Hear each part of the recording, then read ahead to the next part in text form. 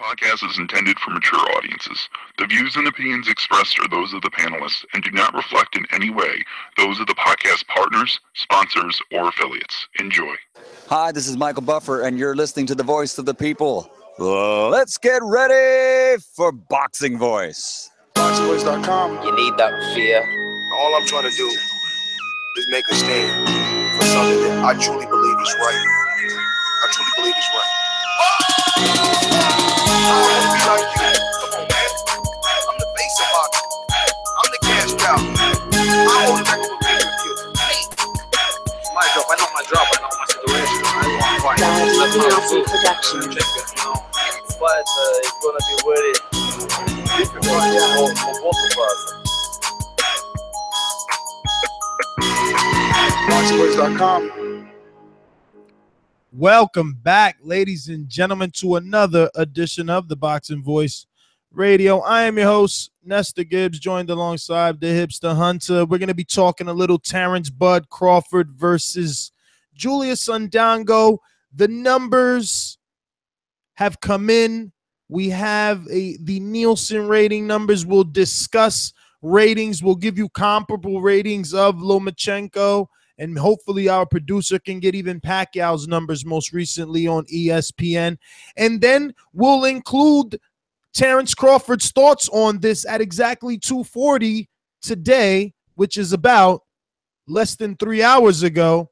He tweeted, "Glad everyone's seen and noticed the difference between how ESPN promoted my fight compared to the other two fights before me."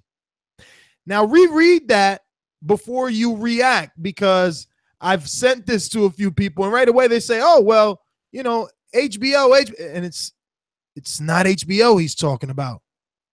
It's not HBO he's talking about. Or is it? No,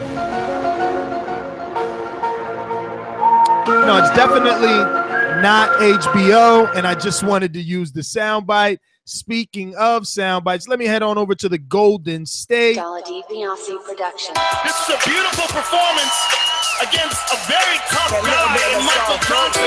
How do you feel about it? Fuck that. Conor McGregor. ThaBoxingvoice.com.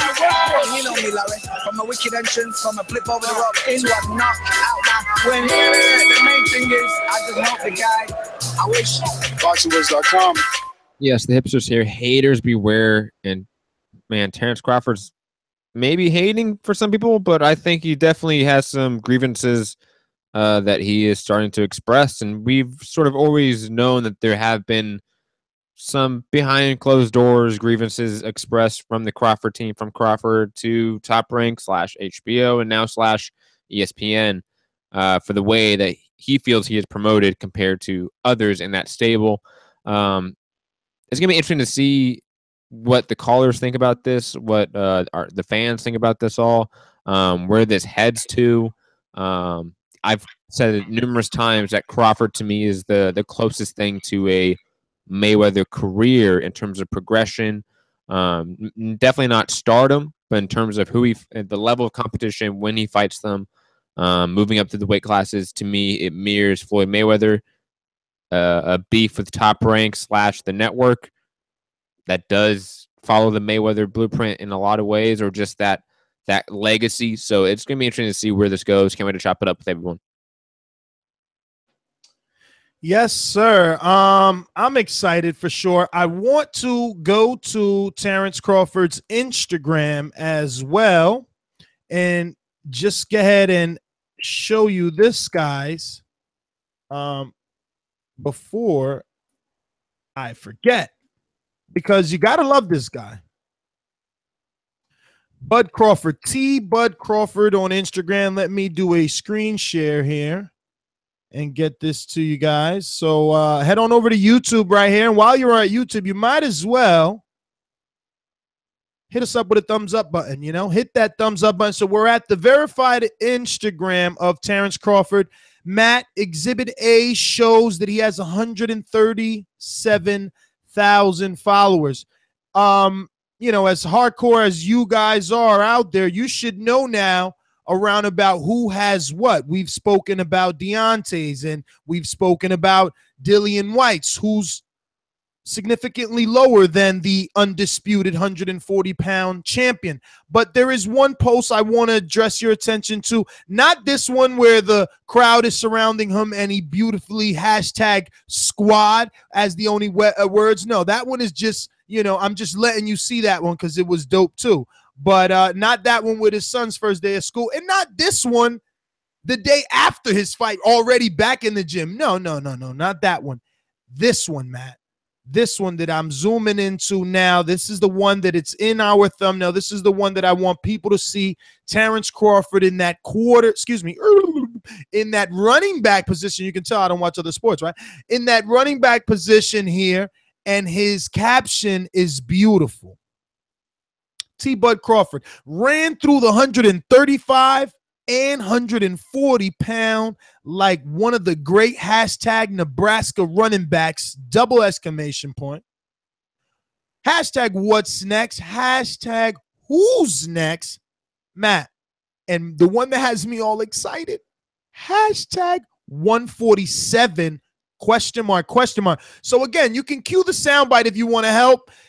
And then he goes and puts the corn with the red dot. Now, if he was a girl, I'd be like, all right, he's on his period, but he's obviously not a girl. So I'm thinking he's doing the corn with the red dot means I put Nebraska on the map, right? Like, boop, we on the radar, maybe. What do you think, Matt? Take it away. That makes sense. No, that makes sense. This is my first time seeing this Instagram post, to be honest. And nothing's new there. Yeah, he cleaned out 135. Yeah, he cleaned out 140. We're ready for him to go to 147. I think almost everyone is in the consensus about that.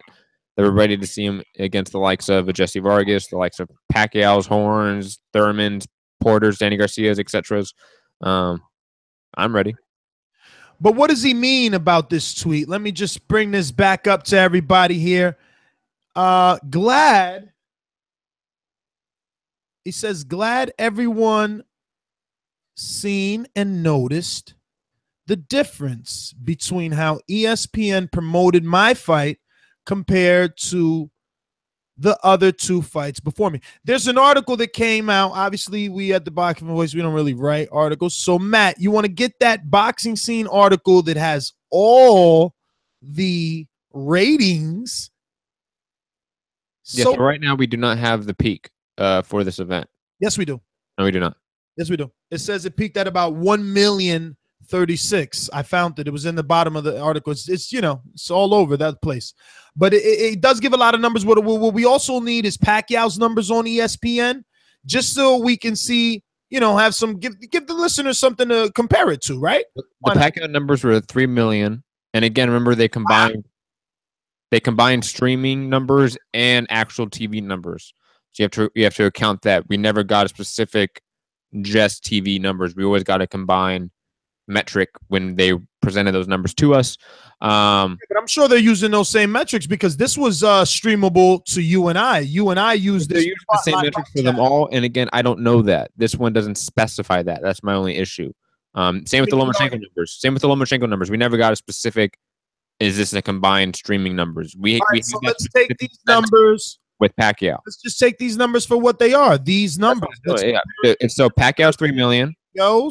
And let's compare it to these other people that, like he said, the two fights before me that have been on, ESPN. Okay, so let's be clear, right? Because in case there's still riddle in this, which there still can be. Obviously, I'm not Terrence Crawford. I can't say what he's thinking in this tweet, but I mean, what are you taking from this? That because I'm reading. Well, I'm glad everyone's seen how they promoted Pacquiao and Lomachenko and not me. Again, just to give out the numbers, then we can address the actual broader topic of the show.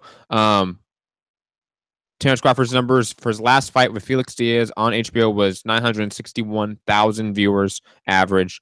This one's 965,000 viewers average, so we're a uptick of 4,000 viewers on the average between ESPN to HBO. And obviously ESPN has about 55 million more subscribers than HBO, so you have to account that into it.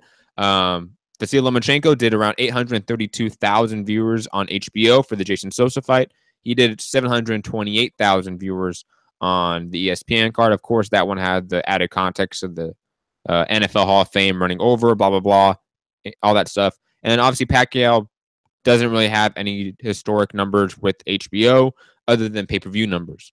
So we really can't go back there and have a true comparison. But obviously on ESPN, he did a 3 million average, both streaming and live TV. Well, let's see here. What's something again? Where do you stand on that? Because you wanted to be clear with that, but you didn't tell me where you stand with the tweet. Have you? Are we on the same page? No, we're on the same page. We're on the same page because when I first read it, I inferred it to be referring to his last HBO fights, not this, not Pacquiao Lomachenko. But when I reread it, it was clear to me that's what it meant, and it makes sense. We know again we know from Crawford's camp, unnamed sources, that they are unhappy about the differences. That camp isn't really thrilled with these numbers. They think Top Rank and ESPN can do more. Well, the expectation was 2 to 3 mil. And let's be honest, I think 1.5 to 2 would have made sense with the added uptick of 55 million more subscribers. But the fact that didn't translate into more viewers is an issue. But what about the fact that for the Lomachenko fight, they aired a lot of past Lomachenko fights on ESPN to kind of get the fans hype, but it didn't really mean anything, right? I mean, the number said what, 700? Yeah, 728. So, but for this fight, we didn't get any previous Crawford fights. We did get a couple of previous, I mean, not previous, but we did get a few, what do you call them? Highlight reels, but nothing more. But, do you feel that there was a lack of promotion compared to Crawford and Dango and Lomachenko Mariaga and obviously Pacquiao Horn? Now, here's my difference with what Crawford may think or his team may think.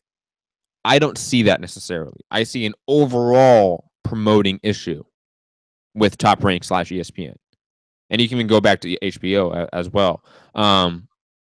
Obviously, these guys aren't being made into stars. If a promoter's job is to build stars, I would say Top Rank and the network haven't really done that here.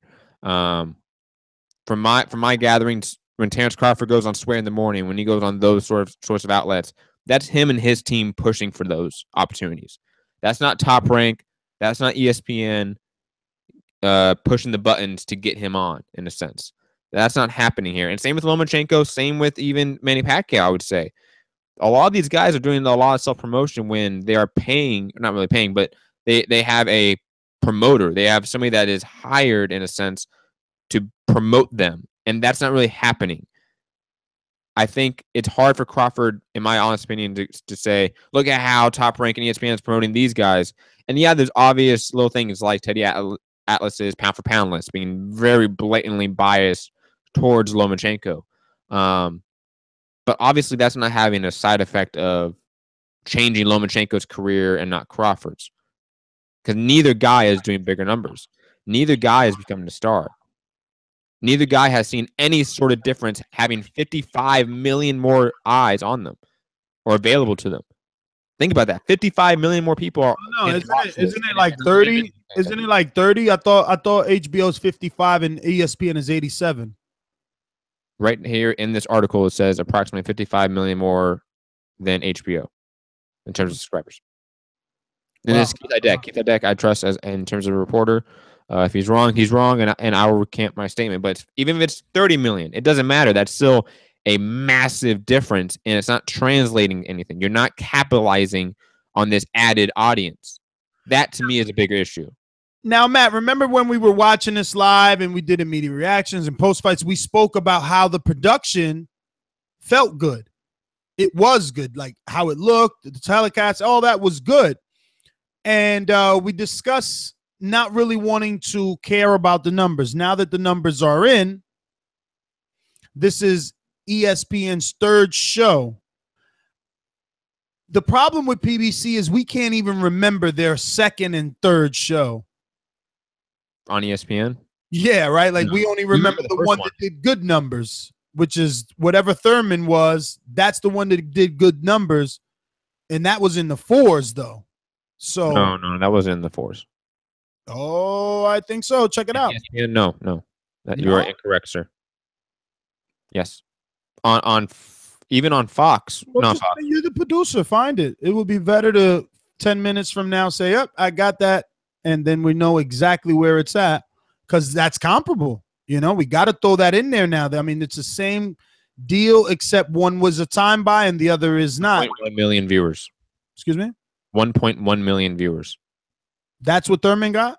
Yes. Versus who? Collazo. Is that the first one on ESPN? That was the ESPN card, yes. What was the next one? That's what I'm saying, because I don't even remember. I don't know what the next card was on ESPN. No, me neither. Sad. So, I mean, where do we go from here? We stick to his Instagram, and he question marks 147. He said he's done it all at 35 and at 40. He's ran through those divisions just like one of the great Nebraska running backs. So 47, I mean, it's time to start throwing around real. Very quickly, hold on. I do have the second card on ESPN. That? Who was it? Dude, I can't believe I forgot about this, dude. It's Danny Garcia versus Paulie Malignaggi. Oh, that probably did good numbers. Yes. It also had the Danny Jacobs Sergio Mora fight. It did 1.07 million views. Oh, wow. That's not big. So regardless, both ESPN and I mean, both Top Rank and PBC are coming in the same, except for the superstar. And that's the difference in being a superstar. That's crazy, though. So where didn't Thurman do like some big numbers before? Yeah, those are all on CBS, NBC, and Fox. You have to remember, those are truly basic cable. I know nowadays ESPN is almost basic cable, but in a sense, it's more like an HBO. It's more like a premium network cable, because you have to subscribe to it. You plug in any TV to a cable box, you're going to have NBC, CBS, ABC, and such. You don't have that. You don't automatically get ESPN. So it is just a little bit different. Yeah. I had something to say, and I didn't want to cut you off. But very quickly, I mean, since we do have those numbers, I mean, Danny got pushed hard by Heyman, hard by Showtime, even pushes himself, I would say, remarkably well. He only did 1 point. Good social media following, and still the numbers are comparable. It's only, what, 40,000 more people watching? Comparable. It's what I'm saying. Maybe, dude. Here's the thing. ESPN may not be the network for boxing. And I know for a lot of... Build it because there's sports fans there. If you give them consistent good fights and promotion, because that's what I wanted to say, this quickly escaped my mind. We know that the sources told us that they were not happy with the promotion. So even after the fight, right, there was like one thing, you know, he was brought back for an interview, but there's nothing on the .com. Pacquiao, and this could be due to circumstance, Matt, but Pacquiao obviously had a lot on the .com because of the controversial nature of his fight.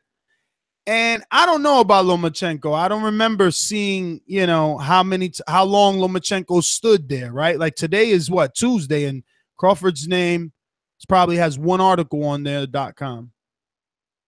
True. And that makes sense. Pacquiao is a mega star. You have to think about it that way. Pacquiao transcended so many different markets, so many different demographics, transcended the sport as a whole. And even those numbers were disappointing. Let's be honest. The fact that he did 3 million views on ESPN, it was disappointing. Lomachenko numbers were disappointing. Crawford numbers were disappointing. You can even say that the Thurman and Danny numbers were disappointing, I would say. ESPN, there needs to be something different there. I don't know if they're just really not invested into the sport. And if they're not invested into the sport, then promoters, stop going to ESPN. Go to a network that's invested in you and the product, because obviously ESPN is not. Otherwise, they'd be pushing for it more. They wouldn't have preseason highlights of football over the second undisputed champion in boxing right now, getting a third-round knockout. They had preseason highlights over that shit. So obviously, they're not invested in it. So I would say Top Rank, as soon as this deal's up, move on. Move on to a different network. ESPN is not the home of boxing. I don't know, man. I think people are just accustomed to HBO, but I don't even think it's that. I think that the sports audience, the general sports audience, is not the same as a boxing audience. The people that watch football, that watch baseball, that watch soccer and hockey, they don't watch boxing. That's a different type of person. You have to go to a different sort of channel, I think. I don't know. I know people need to stop. I'm going to have to address Mr. Johnny in the chat there with HBO better be lucky to have Game of Thrones and Insecure. Otherwise, they go bankrupt. That is absolutely wrong. HBO has been leading in television series for decades. Wire, Bored to Death, Sopranos. I mean, just millions. Girls. Westworld. What the fuck doesn't blow up on HBO in terms of sitcom series? And obviously, even their boxing has always been consistent good numbers. But only their pay-per-views have reached above 1 point something. Like, right? Like, we don't get normal HBO ratings at like 1.7 for After Dark or a championship boxing without it being pay-per-view, which is strangely odd as well, but obviously due to matchmaking, right? Because the ones you get the 1 point whatever is because they had to put them on pay-per-view. Remember when HBO had Canelo on regular HBO against Kirkland? How big those numbers were? It was like 4 or 5 million. It was massive. You know, if they had thrown Pacquiao in his prime, in his heyday, in the height of his stardom on regular HBO, it would have done insane numbers too. The stars bring in numbers, and Lomachenko and Crawford aren't really the biggest stars. And even Pacquiao, the biggest star right now in the sport, other than Mayweather and possibly McGregor, you know, he even did only 3 million on ESPN. I think ESPN is the issue. I don't know who's the issue. Don't want to point the finger. Only thing I want to point to is this phone number that you need to call, which is 1-425-569-5241 if you're going to call us internationally, or absolutely free on Skype. Remember, you could download the Skype mobile app and call from your phone. Add Nestor Gibbs on Skype. That's NESTORGIBBS. These calls are brought to you by El Camino Electrical Services, experts in electric vehicle charging stations. For consultations and turnkey installation, visit us at elcaminoelectricalservices.com. Dalla DiBiase Productions. BJ was gonna beat me, didn't you? You predict he's gonna beat me. He got smashed. Why the Wilder sold out 90,000? This guy has been pro for like 8 years, 9 years. If Wilder wants some of his work, he can definitely get it on ASAP. ThaBoxingvoice.com. How you doing? Rob, how you doing over there? What time is it over there? Nearly 11, I think, in the evening. Yeah, not too bad. Yeah, I just wanted to comment. I mean, I've sort of mentioned it to you earlier, Ness, but I feel a little like underwhelmed with the numbers.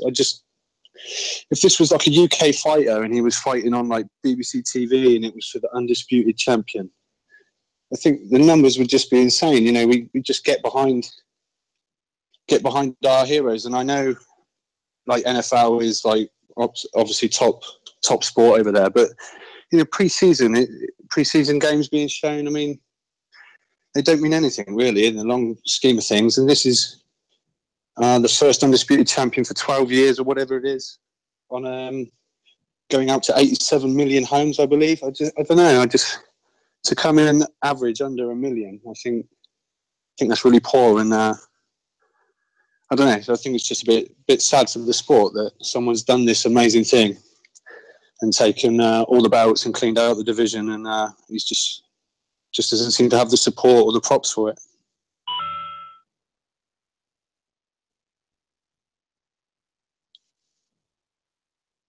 All right, Rob. Well, thanks. Sorry, man. Sorry. I mean, Cut you out went a little bit there. Oh, I thought you were done. I'm like, oh, he went dead on us. No. I just wonder what you guys think, because I know we're all big boxing heads. Obviously, this is the Boxing Voice, and we just want our sport to thrive. And you've got things like NFL pre-season matches, which, like I say, it's not like it's the Super Bowl or anything like that. And I mean, I was speaking to Alex Lemon. He said he watched it in a bar there, and on 6 of the TVs it was NFL pre-season matches, and on one TV was Bud Crawford.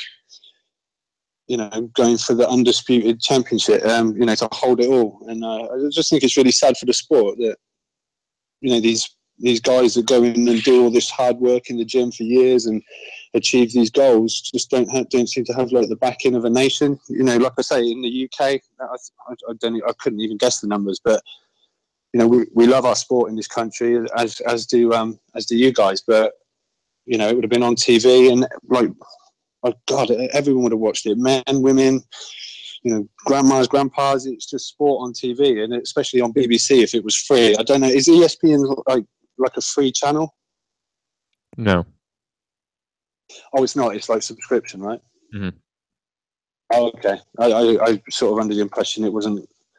It was kind of like almost a free thing, but for 87 million homes to have it and just to average just under 1 million, I just think that's pretty poor, really. But that's my call, and get on with the show, guys.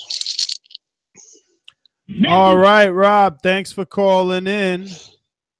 What do you got for me? Very quick, we have a ringer stainless.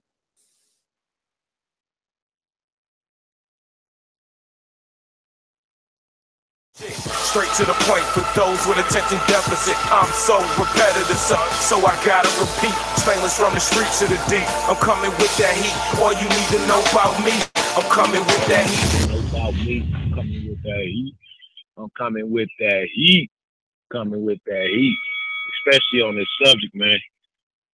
So I'm gonna go ahead and get the pleasantry out the way. You know what I'm saying? Nestor Gibbs. Matt the Hipster Hunter. What's up, fellas? It's good to actually be off and get to talk to y'all on this impromptu show. What up, Stainless? Man, you know how I feel about US boxing in general and the way that we as fans treat it. I mean, I know that boxing has a bigger hardcore fan base or audience than less than 1 million people. So, for this to be something where it's an American boxer, and I really don't want to play the country card right now, but it's an American boxer on an American station going for an undefeated title, and for it to only have that many views, I feel as pissed off as Terrence Crawford does. I mean, I can't tell you whether or not it's ESPN on their promotions, even though I didn't see a lot for it. You know what I'm saying? Or just fight fans in general, man. But it's a sad and almost embarrassing thing. As the previous caller just said, this was in the UK, this was in Australia, this was in one of these third world, and not no disrespect to them, but Mexico or Argentina or something, and it was one of their champions fighting. That shit would probably turn into a holiday. You know what I'm saying? It'd be like when Duran fought Sugar Ray Leonard the first time. Like that's all that the topic would be. So it's an unfortunate thing that boxing is taking a back seat to these team sports where you need 27 people to help you to win. Such as basketball and baseball and football, man. But I didn't really get to touch on it because I wasn't able to call in on the Sunday show, man. But shouts out to Terrence Crawford, man. He's done something that has not been repeated too many times throughout boxing's history. And, he need to be respected for that. I mean, as fans, we jump right onto that, well, who you going to fight next? This man just accomplished something that ain't been accomplished in over a decade. And, I really didn't touch on it on an immediate reaction because I only have 45 seconds. But, it really made me want to shoot a bird at them Teddy Atlas and Jim Lampley and them types who just will not give those cats the respect that's due. You know what I'm saying? Like, to see Teddy Atlas standing next to Andre Ward, the last gold medal male boxer in U.S. history, and tell him, you know, like, well, you know, you're gonna have to do more, or I'm gonna have to knock you down the list, and you still got Vasily Lomachenko at the top, man. Like, what the fucking fuck, man? But thanks for my time, man. As I always say, please make sure that you push and share the thumbs up on this and every episode of the Boxing Voice podcast. If you ain't on Patreon, something wrong with you. You know what I'm saying? This got me stained up, man. Y'all gonna get to these next calls. Good to see y'all. Good to talk to y'all, man. Peace. Matt, we're gonna have to switch it to 1 minute per caller, and your levels are all off over there, bro. We're gonna go out to Coach Mitty in the UK. Talk to me. Yo, what's up, people? You guys know me, right? Those shows when we talk about numbers, you know, I'm not an expert in this, so I'm listening, and I'm hoping that you guys can educate me on the business side of it or promotion side of it. But I've got to say, right, so Terence Crawford, I think, also needs to look at himself, because I heard people saying it's Top Rank's issue, it's ESPN issue, not promoting. But Top Rank did a good job promoting, like, someone like Manny Pacquiao, for example, and making him a superstar. And to be honest, I don't know if we can always blame the network, especially not having too much publicity around the fight. It's a shame, but you know that all the attention is on, like, Mayweather, McGregor right now. So maybe that's a reason why the number was not so great. But I think it's more importantly because of Terence Crawford. I can tell you Terence Crawford can be fighting in 2 months' time for another big fight, and not many people will tune in because, you know, it's great, it's brilliant. Everyone sees it from a hardcore point of view, but the general public don't know him or maybe don't buy into him. It's a bit like Andre Ward, I think. Like, those guys are awesome, but people just don't, you know, they don't follow. Like, so they have to look at themselves and start making some noise. If it was Adrian Broner, I can tell you that those numbers would have been greater on ESPN. Anyway, that's all I've got to say. Coach Mitty, thanks for calling in. We got Andre Diak going to talk to us.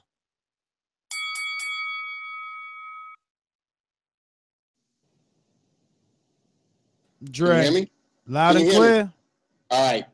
One thing, you know, is a topic that I'm very passionate about, especially about promotions. You know, one person I don't hear about getting some heat, and I think Crawford really need to look into his camp, his management. You have management to basically speak up for you to deal with these promoters to promote you fighter as the next big thing. When is the last time boxers within our community trust the management situation to make us bigger and on a bigger platform? I think at the end of the day, I understand Crawford's frustration, but he really need to look at his management and say, look, you supposed to be representing me. Why are you not pushing promoters to work harder for me? Do I have to spend more money on the outside marketing plan to just get promoted even harder? At the end of the day, Crawford is frustrated, but you know what? He got to talk to his management and see what next forward moving forward. Management is the key thing right here. You could go to social media all you want, but you got to look at your management and say, look, are you working hard enough for me? Well, Dre, great call, man. Thanks for calling in. We're going to stay on Skype. Go to Escobar. Talk to me. Hey, what's going on, guys? Listen, no one's touching up on this yet. Terence Crawford needs to promote himself, because if this was Adrian Broner on this card or on any card ESPN would have had, it would have done great numbers. I'm sorry. You got to take the Mayweather approach. You got to build personality. And I'll be honest, if this was Errol Spence, I don't think he would have done good numbers on ESPN as well. Just because these guys are so monotone, they're not flashy. I mean, you got to do something for yourself. You got to promote yourself. Stop worrying about what everyone else is doing. Promote yourself as a fighter. Be a businessman. And these guys are, you know, it's good to have the belts. It's good to have the boxing community know who you are, but you need to hit the casual guys, the guys who are on the chat right now talking about HBO is dead and things that don't make any sense. You know what I'm saying? So that's pretty much all I have to say is just promote yourself, and you will make the numbers. Escobar, great call. All right, we got our Las Vegas correspondent who's actually live on the scene today at the Mayweather-McGregor Out Touchdown Friday. Let's go out to Sean Zattel. Matt, do you see him there? He says he's ready, and he definitely wants to talk this subject. Sean, what's going on, brother? What's going on, Ness? So, man, I mean, you've had some time to look at Terrence's tweet, I'm sure. Did you check out the Boxing Scene article with the ratings? I did look up the ratings. I did. And before I get to the ratings, by the way, Crawford, who is upset with ESPN and the people involved, averaged better ratings than Vasyl Lomachenko. And he did it by, I believe, about 200,000 viewers on average. He also fought in front of a sold-out crowd. Lomachenko had to fight in a pretty unknown arena in downtown LA before about 4,000 people or so, 5,000 people tops. So before we get into that, he's upset, but the truth is, if they promoted it so bad, then why was he able to garner more ratings on the network? But Crawford, besides that, what was that? Crawford always does bigger ratings. He's never not done bigger ratings than Lomachenko. He did bigger ratings in HBO as well. Like, that's not surprising. What's surprising here is that these numbers are bigger than their HBO average. We know the ratings off top, who does more, and that would mean that, nothing's really going wrong. I mean, so what's the problem? They're both, considered two of the top 5 pound for pounds. He's getting more ratings, so seems like there's nothing really against him to stop him from getting more ratings. And then if you're going to go to the fight before that he's referencing, Manny Pacquiao's Manny Pacquiao, and he's fought a dozen fights on pay-per-view. He's won titles in 8 divisions. He's been on the scene for 2 decades. He's beaten a dozen guys who've gone to the Hall of Fame and knocked out half of them. First ballot Hall of Famers. So, and, I believe when Manny was in his second division and Floyd were in their second division, they weren't fighting on the ESPN getting about 1 million viewers. They were in Terrence's neighborhood. They were not getting about $1 million, not doing much in terms of where they want to go and being pay-per-view stars. So, I don't know what there is to gripe about so much on that front. But, I think Terrence is the best fighter pound for pound in boxing. Before I get into that, he's the best fighter pound for pound in boxing. And you could just look me up on YouTube, Sean Zattel. And I think the first thing that pops up is Sean Zattel explains why Terrence Crawford is #1 pound for pound. So it's nothing against Terrence Crawford, but like I said, if he's complaining about getting less ratings than Pacquiao, I just covered that up. And he did get more ratings than Lomachenko, and he uses the word promotion. Of course, they didn't. The way they promoted the fight, the promotion of the last 2 fights. I think someone said this earlier, but Crawford doesn't talk to media, and that's fine. He's a grown man. His real job is to fight. So that's if he doesn't want to talk to media, that's fine. But he doesn't promote himself. Do you think Floyd Mayweather and Canelo Alvarez and Manny Pacquiao want to do every single fucking interview that we ask for? They don't do every single interview, but they do a lot of them. Especially when they were coming up and we're at Terrence's stage. And I'm positive they didn't want to do every interview. So that's okay. If you don't want to promote yourself, that's fine. But that may be one of the consequences that goes along with it. And you don't have to be Floyd Mayweather. Oscar De La Hoya got a name. Sugar Ray Leonard got a name. Duran, Hearns. These guys, they didn't have to be braggadocious or over the top to get fans, but they talked and, they did interviews and they promoted themselves. Even Pacquiao, Grant, he may not say much, but he talks, he'll do the interview, look in the camera, he'll, give you something. And so that goes a long way in helping your fighting. But Sean, I have 2 questions for you, Sean, very quickly. Do that. Sure. Yeah, I just have 2 questions for you. One, why do you think the numbers on the ESPN cards have not been any different than the HBO numbers for these guys, Lomachenko and Crawford? Even though ESPN has 55 million more subscribers, isn't Top Rank at fault for not capitalizing on the bigger audience stable? And 2, don't you think that there has been more of a blatant bias in at least commentary and presentation on the telecast towards Lomachenko over Crawford? And that's been a reoccurring thing, not just on the ESPN days, but all the way back in the HBO days as well? Good questions. First one, ESPN hasn't been doing boxing in a long time at the high level. So their audience is once again being reintroduced to it. Pacquiao got high ratings because he's Pacquiao. But these new names are still new names to everybody else. So I don't know the numbers offhand. Maybe you could correct me, but I'd imagine ESPN got slightly better ratings at least than HBO did when they had Crawford and Loma, but that's still kind of insignificant because, like you said, they have 55 million more subscribers. So the number should be double, triple the ratings, you would think, if they do what they're supposed to do. So I get what you're saying, and you make a point. But again, you know, it's a new it's new to their audience. Lomachenko's foreign fighter, doesn't speak a lot of English yet. Crawford doesn't do a lot of interviews, and the sport is new to that audience. So I think that may have had something to do with it. But Bob, you know, you get the sense from boxing promoters they could always do a better job, that they don't promote the fights as good as they should, you know, just in general. So, you know, it seems like they still use a lot of antique, you know, old methods to promote fights. And but Bob did get on First Take, I believe, for the Lomachenko fight. Maybe that's some of the stuff Crawford's talking about. Why didn't you go on First Take for my fight and stuff like that? But the second question about Lomachenko getting biased coverage by HBO and ESPN, I can definitely see why someone thinks that. I'm not sure that there's an agenda behind it. They're going in there saying, let's just push Loma.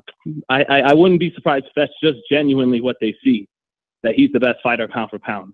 But you're giving him too much credit. Let the guy prove it. I mean, he's 9-1. He's beaten good fighters like Russell and Walters, but, you know, Crawford just unified the entire division, something no one's done since Hopkins, really. And Ward knocked out Kovalev. You know, some controversy by people believe that, and that's fine, but he knocked out Kovalev, and along with that, like everybody knows, gold medalist, won the Super Six, has a big, like just a great resume, of tons of great fighters on there. So, you know, even if you think Loma is the best pound for pound, he has to prove it. He has to prove it first before you can put there. So I understand the disrespect if you're a Ward guy, or if you're just objectively thinking, how dare he put, you know, Loma ahead of him right to Ward's face like that. Although you got to give him credit, at least he's saying it right to the man. But, you know, yeah, I get that. It is giving a guy too much credit too soon. But I understand when Lance Lee and HBO would gush over his skills, and I think that's fine. I think it's okay to give the fighter all the credit and call it like you see it, that he really is just this amazing, rhythmic, athletic fighter with great skills. But, you know, Crawford, you can say the same thing about Crawford. And they don't call him the Matrix. You know, I get what people are saying. They didn't call Mayweather the Matrix. They didn't call Rigondeaux the Matrix. You know, it's just a nickname. But, you know, I understand. He's getting a little too much credit too soon, but he is a great fighter.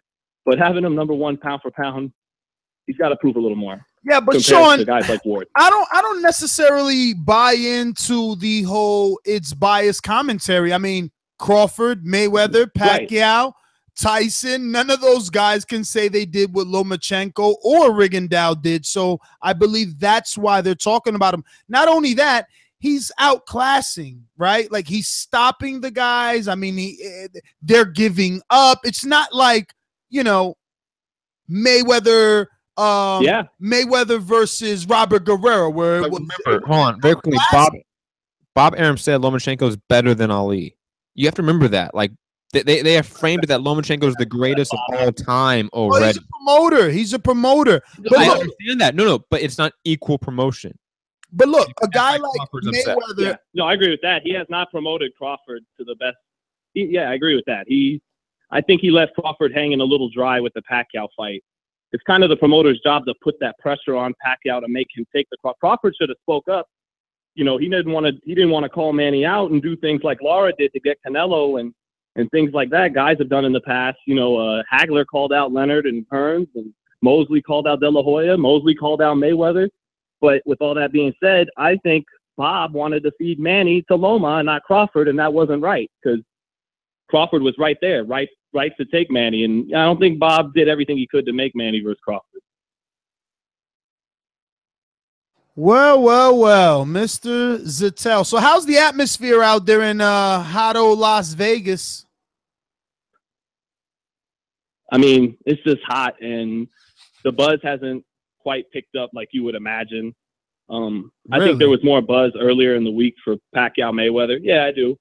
But that doesn't mean it's not going to come here and it's not going to be ridiculous. But, you know, people talking about it's not quite a sellout yet. I feel that a little bit. Like, I think there's tons and tons of interest for people to order this fight at the bar and to just watch it, and they got to see it for $100. But I don't know. I think once you're asking them to pay multi-$1,000s, they're like, I'm not willing to pay that much for this fucking car wreck. I agree with that. You know? I agree. This is definitely fight party worthy, though. Yes. And that's what I mean. People are willing to chip that $10 in and go to someone's house and pound them and watch the fight. But, you know, it's like, damn, you really going to ask me to pay for it? Like it's Canelo Triple G, like it's Leonard versus Hearns? Like, nah. Watch that shit at home with some friends. Well, Sean, I don't know if you're busy. You could definitely stay on as the third wheel. We want Sean on this panel, and we want Sean in Border Wars. I have you know, Sean is probably the most skilled host if he becomes one, because he's been in there with Diego Magdaleno. So you already know. But, Sean, just let us know. We're going to go down the line. Let's get out to Larry in San Francisco. Talk to us. Hey, big ups to the Boxing Voice. This is, you know, definitely one of my my favorite topics. I love talking promotion and who did this and who didn't do that. First of all, Buzz got a good point. In my opinion, they did give Lomachenko more ESPN time, more Sports Center time, more of that kind of lead up. And so in that, he's got a good point. He doesn't with Pacquiao, and Sean kind of broke that down. Of course, Pacquiao's going to get the specials and all of that. But yeah, the promotion was not what it should have been for that. But that's also where I disagree with Sean. And Sean kept talking about, hey, the ratings, this, the ratings, that. Crawford wasn't talking about the ratings. He was talking about the promotion. And the fact that he still got the ratings he got with the less promotion kind of amplifies the point. Had they propped him up like they propped up Lomachenko, the ratings would have been higher. With all that said, the reason these ratings are low, y'all, and I don't want to be the one to bring the bad news, but there's simply not enough people who like boxing in the States. We proved what the hardcore audience was in the U.S. twice. It was the pay-per-view numbers for Ward Kovalev. Everyone who's a boxing fan bought that fight, and it was 160,000 people both times. There's not the interest in the U.S., and that's why these ratings are low. You've got to be a star. You got to be a Canelo, a Mayweather, or used to be a Manny Pacquiao. Otherwise, it's a ratings crapshoot. Love y'all. Appreciate the show. I'm out. Larry, great call. Sean, what do you think? I mean, yeah, it's a good point. I mean, I wouldn't know off top what exactly all the program rundown was for Terrence and Loma, but he's right. He did say the promotion and not the rating. But I didn't see.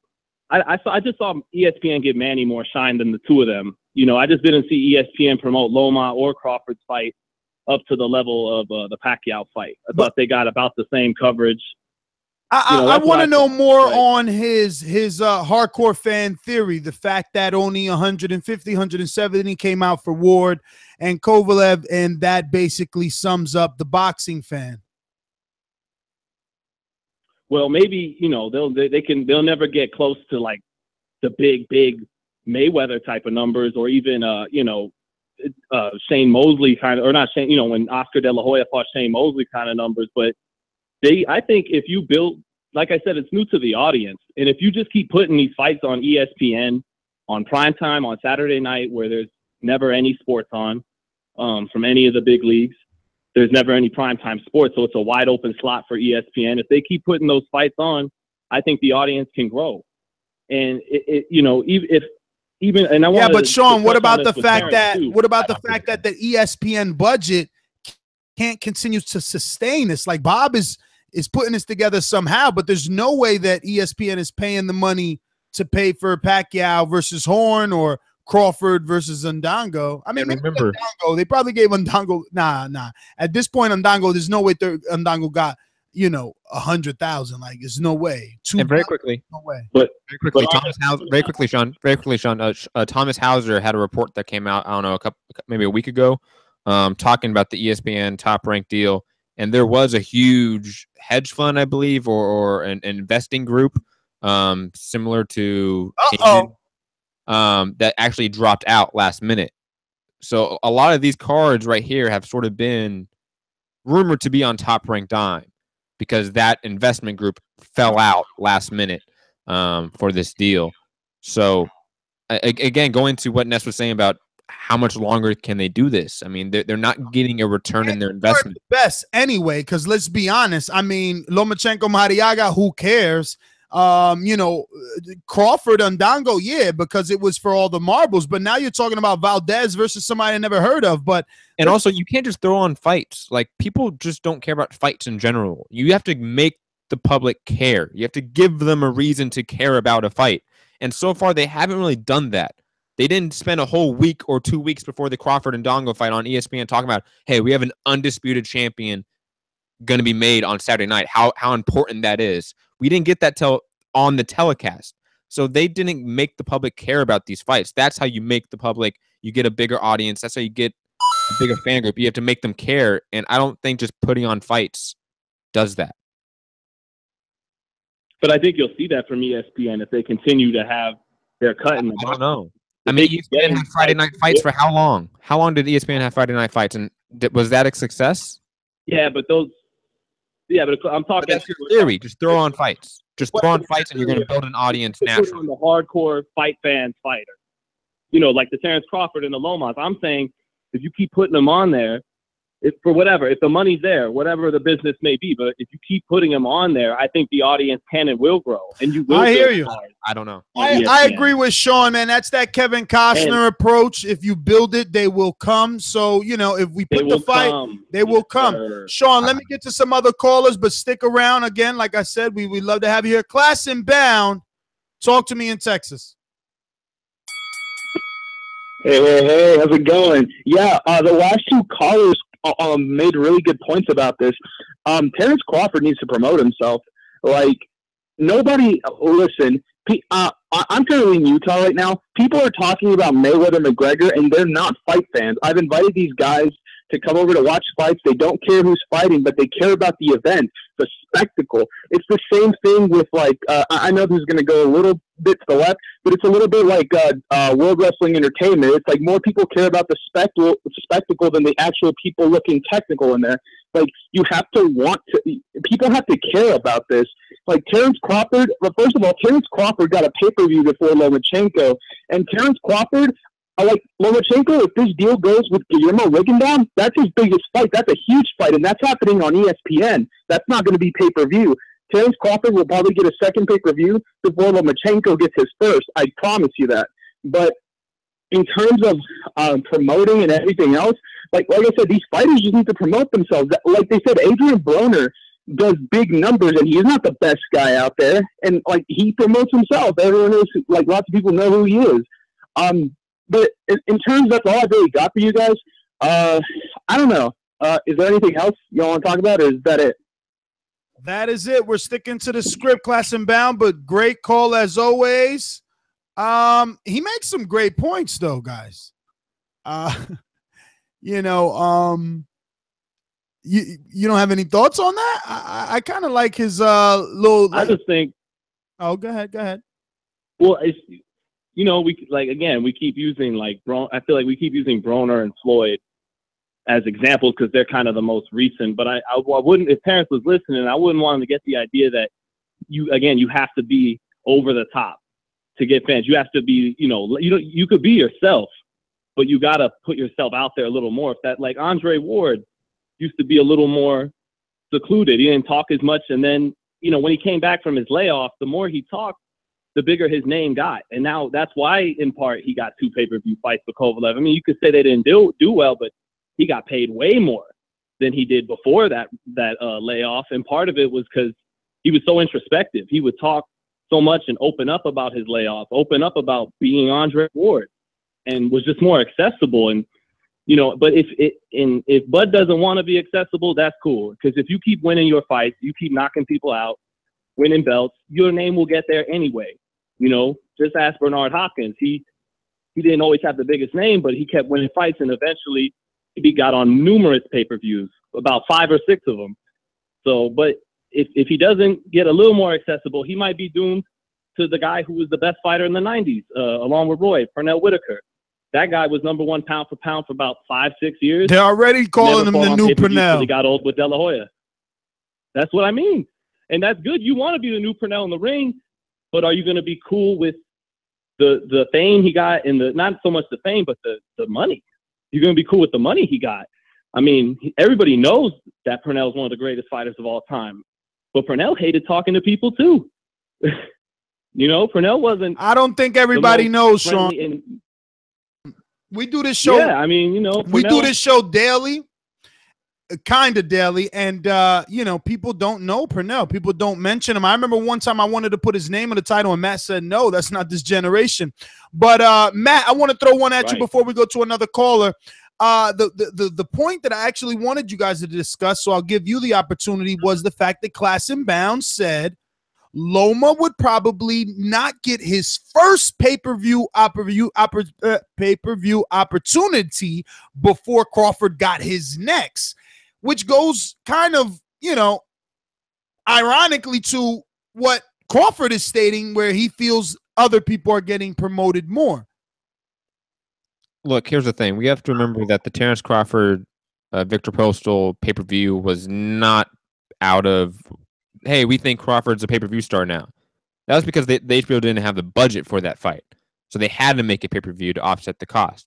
So let's not act like Bob's in any rush to get Crawford or Lomachenko a pay-per-view bout, because they are not pay-per-view stars. And I think Bob Arum and Top Rank would be very stupid to make that move at this point. The idea that I just really want to address the idea that Crawford's not selling himself, or the idea that he's not pushing himself. Sean, I know you're a guy that's a little bit younger. I mean, I assume you saw the Sway in the Morning interview with Terrence Crawford, right? Yep. What did you think of that? Parts of it. I saw parts of it. When he touched on Manny, well, I remember someone told me, "What do you mean he didn't call out Manny? Go check out this Sway in the Morning interview." And I saw it, and I think like he kind of just met it, like for like a minute. Hey, I already said I wanted that fight, and I just explained to him, that's not trying to get the Pacquiao fight. You can't do some interview that gets 30,000 views on YouTube and talk for a minute half-heartedly about it and say that's calling out a legend. Like, man, everybody knows you'll beat Manny Pacquiao. He probably knows that. So why do you think he would go out of his way to fight you? That's your job. You're the one who wants all them belts, all the paper he's made, all the success. You got to Conor McGregor him, man. Hold on. I have a series of questions here. Conor McGregor is the 2017. But you gotta say, I want the fight. No. You gotta be McGregor. You gotta be McGregor. You gotta be Shannon Briggs, and you gotta take that blueprint from Rocky 3, right? What was the guy's name? Clubber Lane, bro. Clubber Lane showed everybody how to do it. You gotta do it. You got to, especially when you're better. You could be, but you know what? Hey, Sean, it's like you said. It's like you said. Why would Pacquiao? He didn't go over the top. Dude, it's like you said. Why would Pacquiao fight him? Pacquiao probably got maybe 2 more fights. This guy's got to do a smear campaign right now, and say Pacquiao should be fighting me. Forget about that Jeff Horn rematch. Fuck Jeff Horn. Everybody knows you won that fight. I'm the real champ. You running from me. I chased you at 40. You didn't want it. You wanted to catch weight. I'm coming to 40. He's got to get him, because guess what? Pacquiao's going to rematch Horn and then contemplate retirement, and it's over. You got to chase legends. You got to corner them in. You think Mayweather's doing this because of the money, but he's doing it because McGregor chased his ass down. And Shannon Briggs didn't get it because he's just too old. And, Latimer probably, he's like, yo, I don't want that on my conscience. My brother already, like, he already knew. They're twins damn near. So he like, yo, my brother did it already. I know what's going to happen. But you got to chase these guys down. That's all I'm saying. Very quick question. I want to ask both of you. He's got to do more than he's doing. Do we think that Top Rank set up that Sway in the Morning interview with Terrence Crawford? I don't know, but he's got a publicist. He's got Julie Ghostlicker now, which is Andre Ward's publicist. If the answer is truly no, that Top Rank did not set up that interview, then I think we can no longer say that Crawford doesn't want to sell himself. He obviously does. He may not know how to properly. He may not have the proper income to do it. He may not have the backing of his whole team, because his promoter should be in his team. If he wanted to promote himself, if he wanted to really promote himself, wouldn't he accept one of the dozens of interviews he's asked for at every fight and every press conference he attends and fights at? I mean, that's right. He turns down every interview. You got to put your name in the media. You didn't see nothing on Fight Hub. You didn't see nothing on Fight Hype. You didn't see nothing on our site, of course. You didn't see nothing on Seconds Out. You don't see, go ahead. You can't, every single fight week, right? Every single fight that's on television, that's a significant fight. All the sites we all know about, visit, get videos. Do they not? Of interviews, something. They get something. Nothing on this last fight with Crawford. And that's his right. He's a great fighter. He'll become a star if he keeps winning anyways. But hey, I mean, it is what it is. He chooses not to do that. But you can't say he wants to promote himself. He wants to put himself out there when he turns down essentially every interview he's asked. You know, that's Sway. That's one guy. And like I said, 30,000 views. I mean, he could do an interview right now with Fight Up or Fight Hype or maybe, you know, us or somebody and get more than that. Well, he could just take 10 minutes and talk to all of them in a group interview. Get damn near 1 million views. Yep. Media scrum get broken out. Call out. Talk about whatever he wants to talk about. Listen, this show has picked up. The phone lines are lit up. So, Matt, I need you to wake up over there. You're not helping me at all with this timer. Yeah, my timer's messed up. Really? Yeah, it sounds weird, right? All right, we're going with a hard now. Yeah, that sounds weird, right? I mean, whatever. I'll be on it, but I'm going with a hard 45 seconds, bro. That's it. It's too many people. We got to go. I haven't even eaten, and we got to come back with another show, actually. All right, we're going out to Skype. We got Jetty. Talk to me. Hey, how's it going, Ness? All right, so I just discovered you guys, you know, recently, and the reason why I did is because ESPN wasn't covering the fight afterwards. Like, they had their top 10 after the Crawford fight, and Crawford wasn't even mentioned. They were showing fans in the stands at baseball games wearing funny outfits and stuff like that on their top 10. They didn't even mention what Crawford had done, which hadn't been done in over a decade. And that's the only reason why I discovered you guys, because I was looking for an outlet for someone to talk about the fight, for post-fight and stuff like that. So Crawford definitely has a point. I mean, yeah, but you could say, you know, he needs to do a better job of promoting himself. He is a little... Oh, man. Jetty, I know you're going to hate me because you just started, like you said, listening, but this is a spontaneous show. We're getting everybody 45 seconds. That was your 45. You're gonna have to go Mike Tyson style and knock somebody out. We're gonna stay on Skype. We're gonna go to David. Go. Hey guys. Yeah, so pretty much what everyone's saying really. Crawford's got to do a much better job of promoting himself. I mean, there's only so much a promoter can do. It's very difficult to promote someone who doesn't say anything. And the thing is, he doesn't have to be like you know, Pretty Boy Floyd and be disrespectful or anything like that. He could easily just, I think, like Amir Khan would be a kind of good playbook for Crawford in terms of Amir Khan's kind of always respectful, but he always kind of takes subtle digs at, you know, Kell Brook, and he can almost do the same with, you know, Mikey Garcia having beaten him in the amateurs. Maybe he could say, you know, I schooled Mikey in the amateurs, something like that. And that would obviously pick up headlines, little things like that. Or I think he beat Danny Garcia as well, didn't he, in the amateurs. So I think he doesn't cut it. Great point, though, David. You know what, Matt and Sean, that would have been something good to do. Mikey Garcia obviously was on a premium network, got good numbers, did a great fight with Adrian Broner. His name is hot.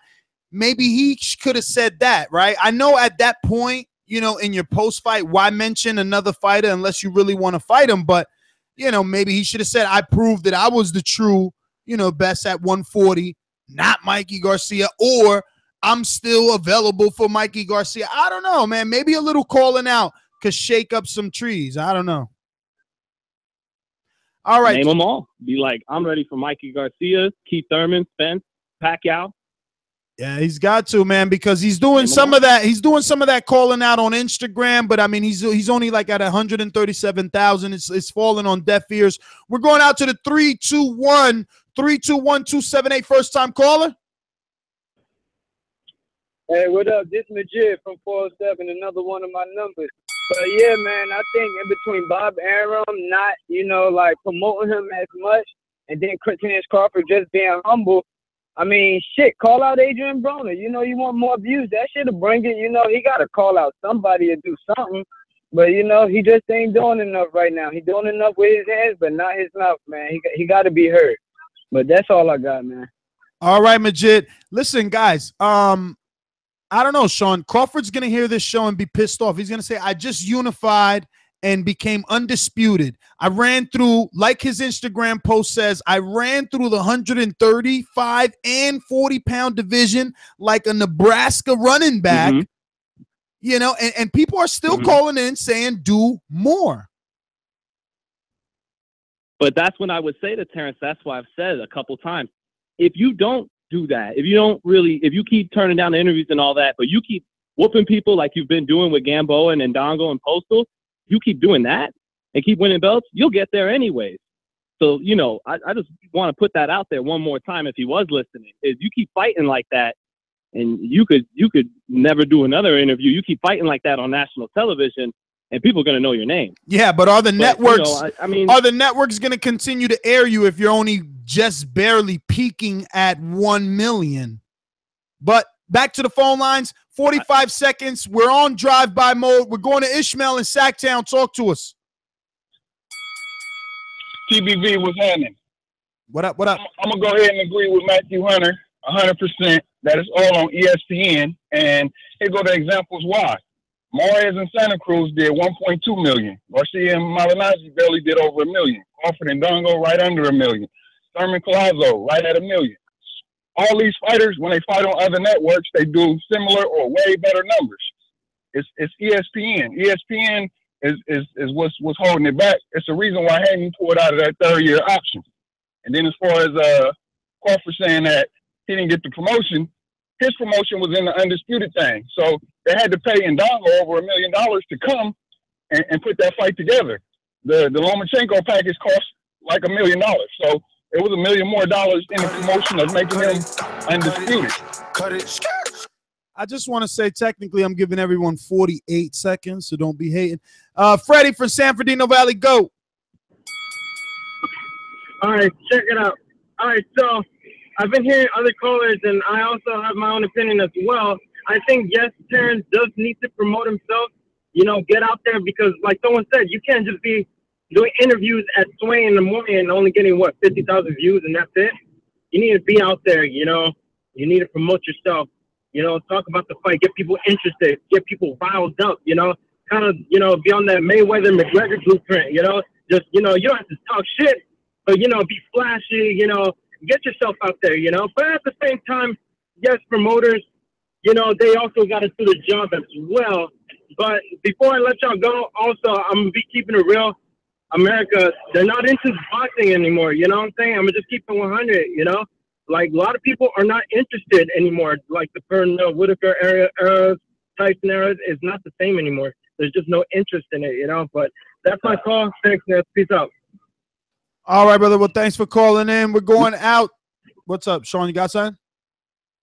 What's it? Oh, no interest in boxing, but you know, it drew more money than any fight ever 2 years ago, and it's going to break its own record. And McGregor had to come to boxing to fight a boxer to make the biggest fight happen, but I guess there's no interest in it. But you know. Those people didn't stay, though. The people that watched Manny Pacquiao versus Floyd Mayweather didn't stay and watch other fights. The people that are going to watch this event this week aren't going to stay and watch boxing. At least that's my opinion. That's what we've seen. Floyd gets the knockout. I doubt it. Because think about it. They're going to be invested into Floyd. They're not even invested into boxing. And it's an exciting fight. Are they invested into boxing or are they invested into Floyd? Because again, you're talking about the casuals. We're not talking about the boxing fans. Boxing fans are always going to watch shit, right? We're talking about the casuals, the people that watch the Super Bowl, the World Cup, and that's it, right? Those types of sports fans. Are they going to stay and watch an ESPN card for Crawford and Ndongo after this? I don't know, to be honest. I mean, I can't say for sure, but I think if they keep putting the fights on there, putting the right fights on there, people, if you build them, they will come, you know, the Kevin Costner line. But all right, we'll go back out to the phone lines. We're going out to Hotlanta. I told y'all a long time ago, the Kirkland will go down in 3 rounds. Right hand, down goes Kirkland. Strap me up. Who's next? I got milk, baby. All right, Milkman gonna keep it real with you. The casual fan doesn't care that Terrence Crawford is the undisputed champion. He just doesn't. Okay? Why, you have to give people something to care about. You can do it a couple of ways. You can make people hate you. You can make people love you. But you have to make people care and invest themselves into what you're doing. Why is Terrence Bud Crawford, you talk about a Nebraska running back. Why is he not in the Nebraska Stadium doing prime time on ESPN talking to the fucking people on the Megatron? There are a million things that you can do to promote yourself. Anybody can get you in front of a crowd, but once you are in front of that crowd or in front of that camera, you have to deliver. You have to tell people something to keep them tuned in, man. It just ain't enough to just talk. Cut it. Excellent point, man. You got to be able to move the crowd. Little hip hop line there reference. Mike Jerry, talk to us. Mike Jerry, going once. Twice. Moving along. 240, first time caller. 240-832. 240-832. First time caller. Hey, what's up? Anthony from the Sure Dog Radio Network. Anthony, what's going on? 45 seconds. Whoa.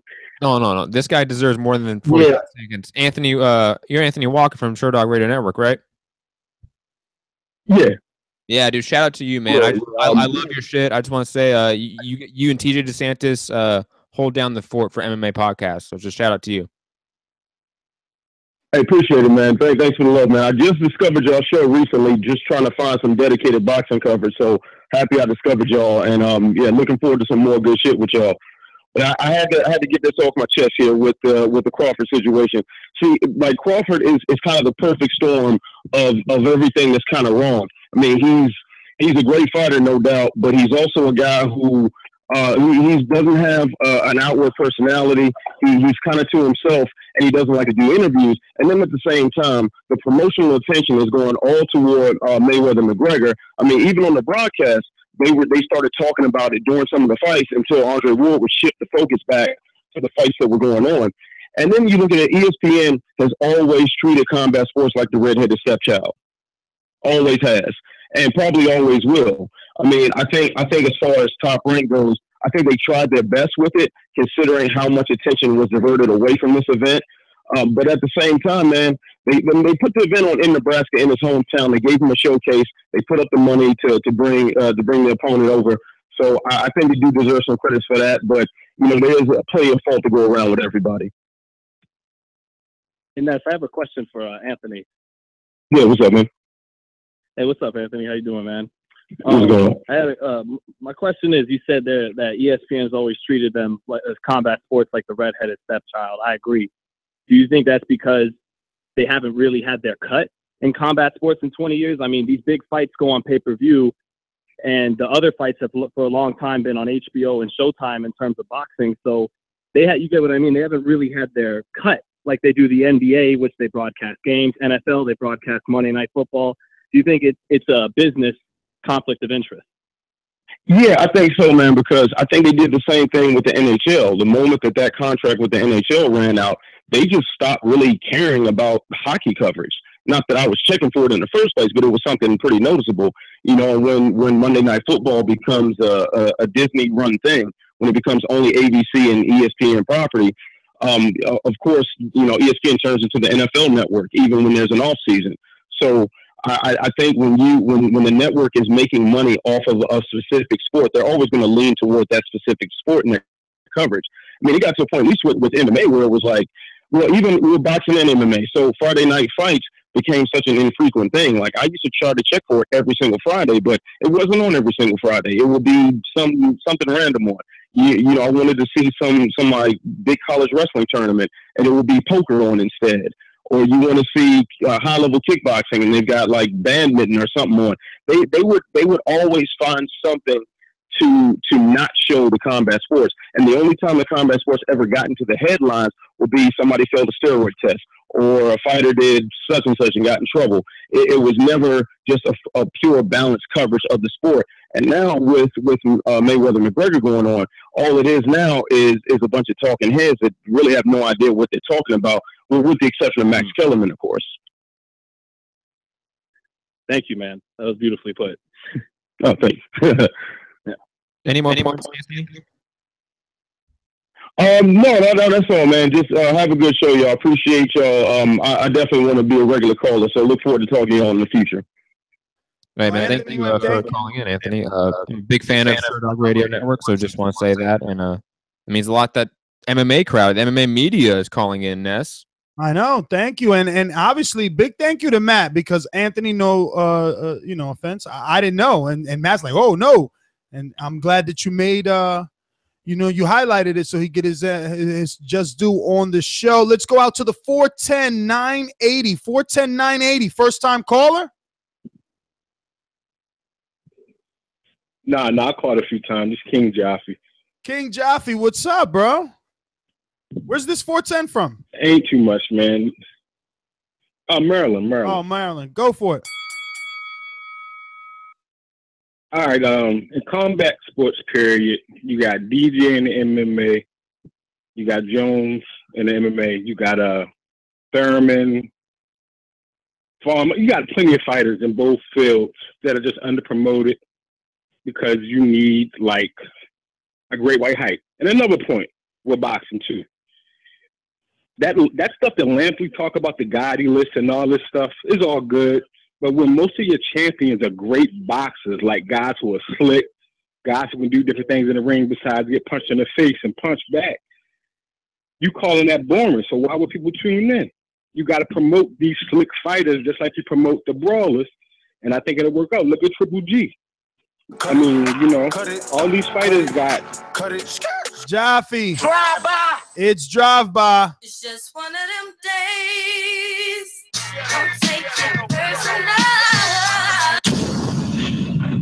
Don't take it personal, ladies and gentlemen. It is a spontaneous show. Remember to subscribe to the channel. Get those notifications every time we go live. We are giving everybody 45 seconds. We're going out to some alumni in California. Mr. Infojo. This portion of the show we call In the Mr. Know, Infojo. presented by my brother. There ain't no show without Info Joe. What up? Yo, I heard an interview one time with Mayweather, and they asked him who's the next pay-per-view star, and I think they mentioned Spence and a few others, and he was like, "It's not about if they can fight real good." I'm paraphrasing. It's if they have that swag, that personality, like Mike Tyson, he didn't say this. I'm saying this. People like Mike Tyson, like Sugar Ray Leonard, they overshadowed the other boxers in that era because of their personality. If you want to maximize your 5 minutes of fame of being pound for pound, you got to go out. You got to go for it, man. Why the time is yours right now. So Crawford, man, he's like watching him and Spence is like they give you one-liners on an interview. I feel like I know him, but I don't know him. That's my call. Joe, thanks for calling in. Listen, you struck up some good conversation, and I'm happy to have two co-hosts to throw this back around with here. Oh man, we're gonna have to kidnap Sean, Matt, and do a couple of shows with this guy, but I know he's gonna fall into this conversation. Uh-oh. Did I just have a moment? Oh, no, I didn't. No, I didn't. It happened. I almost had a moment, but here it is, Sean. We had a discussion that turned into a debate. The comments got heated. Gervonta Davis, star, brighter than Lomachenko, pay-per-view star. I mean, he's throwing that phrase around. Floyd's throwing that phrase around. And Info Joe just said what he said. Is Gervonta really a Tyson, a Floyd, a Pacquiao? Is he an Oscar? Is he a Canelo? Does he have what it takes to really get people to buy? Or is he going to drop like Terrence Crawford and do 50,000 on a pay-per-view? Well, this goes for Gervonta and Terrence, though. What are we saying? Are we saying you gotta be Floyd Mayweather or Pacquiao or De La Hoya to be considered having a successful career as a draw? Because you had guys like Hearn, Tagler, and Hopkins who were almost never the A side, but still found their way to multi-million-dollar checks and fights and pay-per-views. So when I'm saying Crawford could still get there, even if he's doing it the way he's doing it, I'm saying he could still get to that pay-per-view level. Maybe not 2-3 million pay-per-view sales, but he could still get to a pay-per-view level. But about then? I mean, What level? Like, what's his average? You're asking, does he have more? What do you mean? Like, let's say your theory goes right that he just keeps getting these fights, that he eventually he fights the Jesse Vargases on ESPN, he fights the Amir Khans, the Lamont Petersons, and then he fights the Dannys, the Keiths, maybe on pay-per-view. What numbers are those? Like, what do they do? I think eventually he could be a guy that would sell in a fight with Errol Spence close to 2 years from now, maybe 400,000 pay-per-view buys, maybe 500,000. I don't see that at all. We sneeze at that because we came from. I don't see that. Yeah. Okay. How does he get there? Because remember, I mean, let's just be honest here that some guys are stars and some guys just aren't. Doesn't matter how good you are. Terrence Crawford, unfortunately, could be the Pernell Whitaker. And I know we as the media don't like saying that, but that's just a fact. That right now he's on that level. I think we see Whitaker didn't have the internet. He didn't have the Crawford has the internet. Crawford has the internet, and is it helping him? He's still young, Matt. It could still change. He can understand. Look at Shannon Briggs. 500,000. I'm going to tell you why. Shannon Briggs is a perfect example. He's a guy that continues to remain relevant no matter what of age, and that's because self-promotion. Let's get back out to the phone line. What was Shannon Briggs' last pay-per-view buy rate? Because you can be internet star, but that doesn't mean you're a pay-per-view star. True. Very true. Very different things. Okay. So what if he does wind up being Pernell and he still has them 2 pay-per-view fights with a Julio Cesar Chavez and Oscar, wins all those belts? Would we say we would say he wasn't a huge draw, but would we say he was a failure as a draw? What do you think of that? Again, I think. I mean, if he still had. Here's the thing. When we talk about draws, we really only care about the superstars, right? We really only care about the Canelos, the Joshuas, the Mayweathers, McGregors. That's when we talk about draws, that's really what we talk about. Now, when we talk about draws, we're talking about dudes that could average 1 million or better and can pack a stadium. Oh, you're talking about like pay-per-view buy rates, right? Like can average. Yeah, that's what we're really talking about. Because Cotto's only getting about 300,000 buys, but he's selling out the Garden. But Cotto matched. No, Sean, but Cotto matched with the right person got way better numbers. Cotto matched with Pacquiao, Cotto matched with Mayweather, Canelo. Cotto, Canelo, good numbers. You got to. Right, he wasn't a strong. They didn't do great numbers every time. Listen, he wasn't a strong A side because Cotto Sergio was like 500. So he wasn't a strong A side, but he was decent. He was decent. He was at least an A- while the other guys are A+. I don't think Crawford ever reaches a Miguel Cotto stardom. Damn, that's crazy. That's harsh. Yo, let's get to the callers. Marcus, DC, 45 seconds. Go. Yo, I think Terrence Crawford is a mix between Virgil Hill and Pernell Whitaker. A lot of people don't remember this. On his 84 Olympic team, Virgil Hill was like an undefeated light heavyweight champion for years, but he never left Bismarck, North Dakota. With the proximity of Terrence Crawford in the Midwest, why hasn't he gravitated to being a regular star in Las Vegas? Part of the glitz and glamour come with glitz and glamour, people seeing you. Unlike the dude in Belly, like you say, is this the illest nigga in Nebraska? Outside of the electric environment that they have there, who the fuck knows who Terrence Crawford is outside of Nebraska? He's a phenomenal fighter. He may be the best fighter in boxing right now. But unless they move him, we're going to have problems. They have to build a better following for him somewhere outside of fucking Nebraska, man. This is why people don't know him. And is he a good guy or is he a bad guy? You're saying he can't promote himself. Cut it.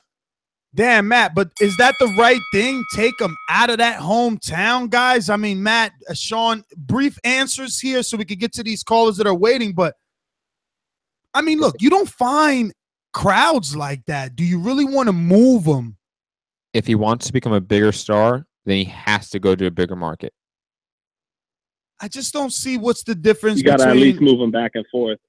I think TV is bigger than being at a stadium. More people see you on TV than go to the stadium. What do you mean? We're talking about opportunities, right? We're talking about media opportunities, right? We know the hubs for media are New York and LA. If you're not in those media markets, you're not getting shown on TV as much. You're not getting shown on the Good Morning Americas. You're not getting shown on those morning talk shows. You're not getting shown on the late night circuit. You're not going to Conan O'Brien or not David Letterman. He's not on anymore. Jimmy Fallon or Jimmy Kimmel. You're not going on those if you're not in LA or New York. You got to be in those two markets. All right. Phone calls. We're going to Phil Thrill in New York City. Brooklyn, talk to us. My own stop clock too. Check it. In history, there's always was a fighter, or a set of fighters that did the most damage, and they was the best trash talkers around. If you name them, the Alis, the Roy Joneses, you understand? They know how to, trash talk. He has to step out now. He has to show that confidence. I'm sorry. He has to. At these fights, he got to come on slick. He might have to get a writer. You know what I'm saying? He's supposed to be able to catch the wings on the fly and shadow box raindrops. You know what I'm saying? You got to say stuff like that. You got to go in there and back it up. You already been backing it up. Let's go. And also, these ideologies out here, let's act like they ain't shoving Golovkin and them down our throat. We out of here, man. My name is Phil. Phil, great call. Everybody's kind of singing the same tune, guys. They want to see him do more. 630-677. 630-677. First time caller? Yeah, first time caller. All right, I'm going to go ahead and play this first time caller intro. You let the world know your name and where you're calling from. Ladies and gentlemen, making his professional debut. Hey, this is David from Chicago. Damien, Chicago, talk to us. Hey, it's David, but real quick, Crawford's promotion, 3 simple words, 147. I like what you guys were talking about ESPN earlier. I put it in the people's face. Showtime, HBO, pay-per-view, they got a monopoly on combat sports right now. You get it out to the public, ESPN, you're going to convert the casuals to the hardcores, and that's my call.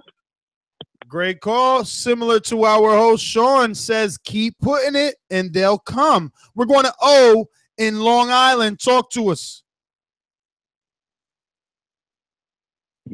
Hey, what's up, guys? Yeah, I agree. I completely agree with Chicago that just called. If he moves up to 147, that's just a way more interesting division. So I think by default, he'll become a bigger star. And I've heard people calling in talking about Broner. I don't think he should 90 seconds because he's a big name, and that's my call. All right, brother. Well, thanks for calling in. We're going out to Northern California zone. Alex. Dollar D Beyonce Productions. Come with me. Hail Mary, run quick, see what do we have here now?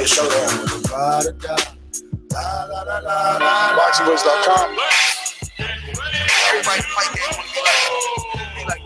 Dollar D Beyonce Productions.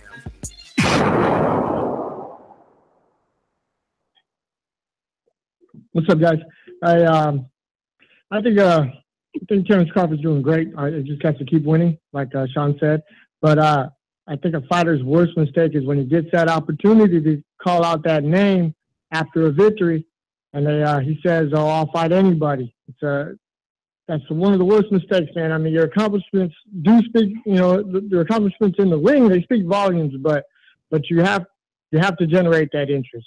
Not necessarily have to be disrespectful, but you definitely got to generate the interest. I think Top Rank did a good job with the promotion. There's just too many distractions, man. You got Mayweather, McGregor. It's too close to that. 10 seconds. NFL preseason also affected the numbers. That's what I have to say, man. Well, all right, Alex, thanks for calling in. We're going to CT in Connecticut. Talk to us. Great performance I think it was a great performance by Crawford. The only issue I have with him being a top rank, I don't see too many fights in the horizon at welterweight. I mean, all the other, notable fighters have either retired or, the issues with him. I think he's going to maybe, especially if Pacquiao wins, he might have to retire if he wants to retire. And then I remember Matisse being high up in the ranks in that division. He might have to fight Matisse for a vacant title for the WBO. Well, all right, CT, thanks for calling in. We're going out to New Jersey. Talk to us. Fellas, listen, Terrence Crawford, instead of standing up there talking about he going fishing, he should have said, yo, I'm going fishing and I'm using Pacquiao's nuts for bait. You know, the worst thing he could do is to go on Twitter or social media and complain about what's happening, and it's his opportunity, it's his responsibility, because if Broner can keep getting fights and not backing it up with his skill, and Crawford's got all the skill in the world and he lacks in personality, I mean, we can't do a Frankenstein. So, Bud, I'm telling you, you got a great, you know, what's his trainer's name? Bo Mack? Brian McIntyre. Is very engaging. You know, Bud is, he's very engaging. And Bud, you got to step up out there and speak up. You can't be like Nas. You can't be no silent king, bro. You got to speak up and be heard. That's my call. I mean, right on time. I ain't want to hit you with the bell. Final thoughts, gentlemen. Sean, final thoughts. What do you think? I guess word of advice to Terrence Crawford and his team, and put out, you know, give him a word of advice, and also give us your next 4 fights you want to see for Bud Crawford at 47, realistic. Then I guess you could throw in 2 politics aside fights. Okay, well, I guess if I would say first to Terrence, think of another guy who was a switch hitter that fought southpaw and right-handed and was #1 pound for pound and didn't really like talking to people, and that was Marvelous Marvin. And no one knew who Marvin was when he held the title the first couple years, but then he called out Sugar Ray. He fought Duran. He called out Tommy Hearns. He did some interviews. He was himself, but he put himself out there. And now everybody, even people who don't know boxing, know the name Marvelous Marvin Hagler. So, you know, just referencing an example, a legitimate example of a guy maybe he could relate to, even a guy he fights like a little bit. So that's there. 4 fights for Terrence Crawford would be, I mean, you said I got to involve politics, or I could just name any 4 fights I want for him. Absolutely. The 4 fights would be 4 realistic fights. Then you could give me your 2 politics aside fights. Oh man. I mean, the 2 politics aside fights are obviously Keith Thurman and Errol Spence. At 140, he could, I mean. No, 47, 47, 47. Oh, I mean, he could fight the Lamont Petersons of the world who kind of flirt between 40 and 47. He could fight. Wait. Andre Bertels of the world. Wait. Why do you say politics aside? Why do you say politics aside? I want Thurman and Earl, but then all of a sudden, realistically, you think guys like Lamont Peterson, Lamont and Berto are what? You think they're at the level of what? Do you think you think they are where John Molina was in December of 2016? Or Felix Diaz? I mean, those guys are definitely better than John Molina. They're more like on the level of Felix Diaz, a legitimate 140, 147. Well, I meant more like expendable to Heyman. Diaz was Heyman. I don't know why you're that person. Oh, I mean, honestly, I'm comparing it to it because I can't think of any name that he could fight other than the names I really want him to fight. You know, and the only guys I could even think of were with Al Heyman, not with Top Rank. So I'm just pretty much stumped on this one. I've only really thought of the fights I want to see him in, which is, you know, the fights everybody wants to see: Garcia, Porter, Spence, Thurman. That's the fights I want to see. I mean, outside of that, I mean, yeah, like those are a couple of level guys. Even if it's not Lamont or Berto, I mean, those level guys ranked in the top 10 for your first fight at 47, someone solid and legitimate. But I can't honestly think of any names off top I really could say. Matt, you're up. Final thoughts. First 4 fights, politics aside, and I've given my list. I mean, Jesse Vargas is reasonable. I still think Lamont Peterson's reasonable. Andre Berto is definitely reasonable. Those guys are on the level of Felix Diaz. Those are not Heyman's best. And like you said, Ness, Heyman doesn't send his best over to Top Rank to fight Terrence Crawford. And those guys aren't that. So those are reasonable fights. maybe I wouldn't want to see this, but Lucas Matisse is still reasonable. Even maybe a Brandon Rios is reasonable at 147. We're going to get somebody along those lines, maybe an Omar Figueroa. You know, we're not going to get a Thurman, Denny, Sean, or a Keith, obviously, till 2019 probably. I like the Jesse Vargas fight, Matt. It makes sense. It's in-house. That was mine. He stole that. I said that Steal Sunday. it. What do you mean I steal it? There's only 2 guys in the top-ranked stable, really, that are welterweights. Well, I'm the one that has you thinking this way. You were automatically thinking all Heyman fighters. Like it was. I still think he can go after Lamont tomorrow. He can go fight Lamont tomorrow, and that's reasonable to make. I don't understand why you don't think that's reasonable. But again, that's a rabbit hole of a debate. Yo, that fight would be so interesting. Oh, of course it would. Lamont's body work, he would have to get inside of that reach of Crawford, and Crawford is a master at range. I think it's a fantastic fight. I think, and it would set up. It would automatically give him a version of a title. It would give him the WBA regular belt. That would set up a fight with maybe Keith Thurman later down the line. That would make sense. Obviously, the winner of Jeff Horn, Manny Pacquiao is still on the table, I would say, for Crawford. Absolutely. So any of those guys I mentioned, the top 10 and top 15. That's the most realistic one right there.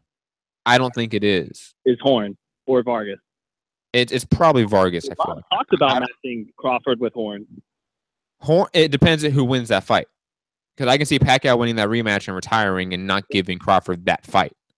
Exactly why you got to clubber lane him. I'm saying if Horn wins. If Horn wins, Horn will take the fight because Horn obviously doesn't give a fuck. He will fight anyone. This is why you clubber lane him. You gotta clubber lane him right now. Right now, when people think it's relevant, especially when they sign it, they do the promotion. You hijack every promotional tour, kind of like Richard Abreu did to Brandon Rios way back then. You know, you gotta do that. If you're Crawford, I know he's not, but imagine if he Dylan Whited the fucking press table, like, man, fucking bullshit ass fight.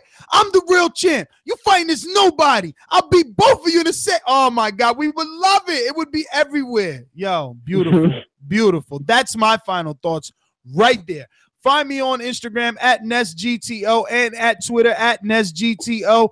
And you can catch my co-hosts and our guest host for the day, Las Vegas correspondent Sean Zattel at.